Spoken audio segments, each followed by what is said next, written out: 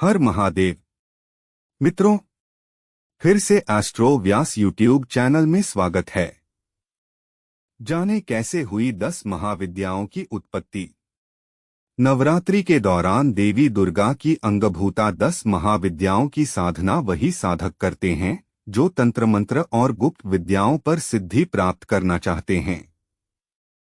अघोरी, साधु और तंत्र मंत्र के साधक महाविद्याओं के अनन्य भक्त होते हैं और इनकी साधना से उन्हें अचूक सिद्धियों की प्राप्ति होती है।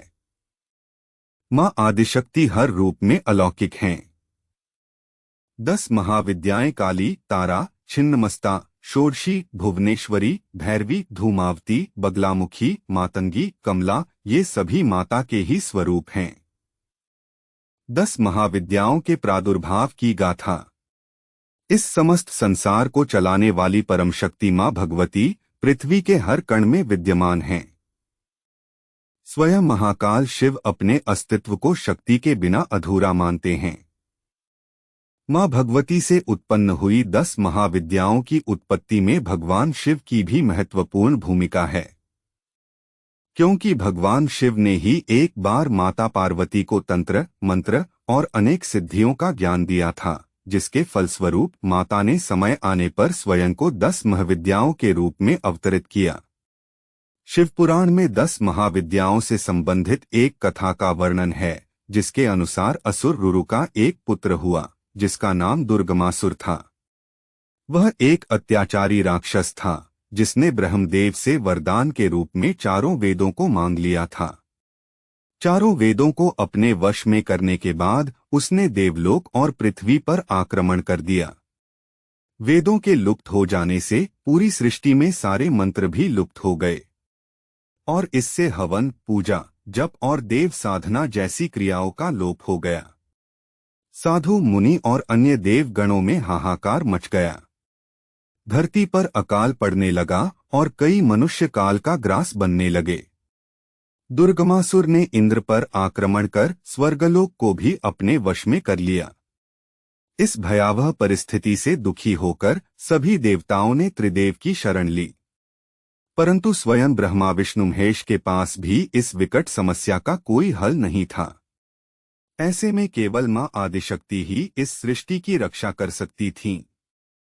सब देवताओं ने त्रिदेव के साथ मिलकर मां भगवती का स्मरण किया और उनसे प्रार्थना की कि हे मां भगवती, कृपया इस दुर्गति से हमारी रक्षा कीजिए और दुर्गमासुर का नाश कीजिए। तब मां भगवती ने 10 दिशाओं में अपने 10 स्वरूपों को उत्पन्न किया, जो 10 महाविद्याएं कहलाईं। 10 महाविद्याएं। 1. काली, यह प्रथम महाविद्या है। माता का यह रूप कृष्ण वर्ण है और उन्होंने खप्पर धारण किया हुआ है। माता की जिह्वा अपने मुख से बाहर है।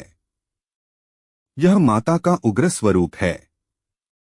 2. तारा, तारा का अर्थ है सबको तारने वाली। काली मां जब कृष्ण वर्ण से नीलवर्ण में परिवर्तित हुई तो उन्हें तारा नाम से संबोधित किया गया। माता का यह स्वरूप उग्र और सौम्य दोनों भावों का समागम है। 3. छिन्नमस्ता, यह माता का उग्र स्वरूप है, जिसमें उनके एक हाथ में खड्ग है और दूसरे हाथ में स्वयं का कटा हुआ शीश है। इनके कटे हुए स्कंध से रक्त की 3 धारा बह रही हैं, जिससे उनका छिन्न मस्तक और उनकी 2 सखियां जया और विजया रक्तपान कर रही हैं। 4. षोडशी, यह माता का अत्यंत सौम्य स्वरूप है। इनकी छवि श्याम, रक्तिम और स्वर्णिम वर्णों युक्त प्रतीत होती है। मां षोडशी को तीनों लोकों में सबसे सुंदर माना गया है, इसीलिए इन्हें त्रिपुर सुंदरी के नाम से भी जाना जाता है। 5. भुवनेश्वरी, माता का यह रूप सौम्य है। ये संसार के सभी ऐश्वर्य की स्वामिनी मानी जाती है। इनका रूप मां षोडशी के समान है। 4 भुजाओं वाली मां भुवनेश्वरी का एक हाथ अभी मुद्रा में और दूसरा हाथ वरद मुद्रा में है। शेष 2 हाथों में माता ने अंकुश और रज्जु को धारण किया हुआ है। 6. भैरवी, माता के इस स्वरूप में उग्र और सौम्य दोनों ही गुण समाहित है। इसीलिए उनका एक रूप महाकाली की तरह उग्र है और दूसरा स्वरूप मां पार्वती की तरह शांत है। मां भैरवी महादेव के अवतार भैरव की अर्धांगिनी है। 7 धूमावती माता का यह रूप धूमवर्ण अर्थात धुएं के समान है। माता का यह रूप एक वृद्ध विधवा के समान है और इनका वाहन कौआ है। यह माता का उग्र स्वरूप भी कहलाता है। 8 बगलामुखी माता के इस रूप को पीतांबरा भी कहा जाता है। इस संसार में उठने वाली हर तरंग का कारक माता का यही स्वरूप है। मां बगलामुखी माता का उग्र रूप है। 9 मातंगी शिव का एक नाम मातंग है और मातंगी शिव की अर्धांगिनी हैं। हरितवर्णी अर्थात हरे वर्ण में अवतरित हुई माता मातंगी चतुर्भुजा है। माता के इस स्वरूप ने लाल वस्त्र धारण किए हुए हैं। यह देवी आदिशक्ति का सौम्य स्वरूप है। 10 कमला माता का यह रूप सौम्य है। इन्हें तांत्रिक लक्ष्मी के नाम से भी जाना जाता है। इनका संबंध तंत्र सिद्धि, समृद्धि और सौभाग्य से है। मां कमला कमल पर विराजमान हैं और अनेक आभूषण धारण किए हुए हैं।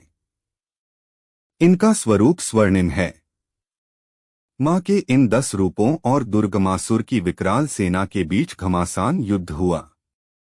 यह युद्ध 9 दिनों तक चला और इन 9 दिनों में पृथ्वी पर प्रचुर वर्षा हुई, जिससे पृथ्वी पर फैला अकाल समाप्त हुआ। 10 महाविद्याओं ने दुर्गमासुर की संपूर्ण सेना का नाश कर दिया और अंत में ये 10 महाविद्याएं एक रूप में समाहित हो गई और दिव्य प्रकाश से युक्त एक देवी ने अवतार लिया, जो सिंह पर सवार थीं और अपने एक हाथ में त्रिशूल धारण किए हुए थीं।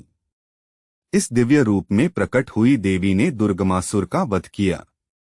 चूंकि माता के इस अवतार ने संसार को दुर्गति से बचाया और दुर्गमासुर का नाश किया, इसीलिए उनके इस अवतार को दुर्गा नाम से पुकारा जाने लगा। तो यह थी मां भगवती से उत्पन्न हुई 10 महाविद्याओं की कथा।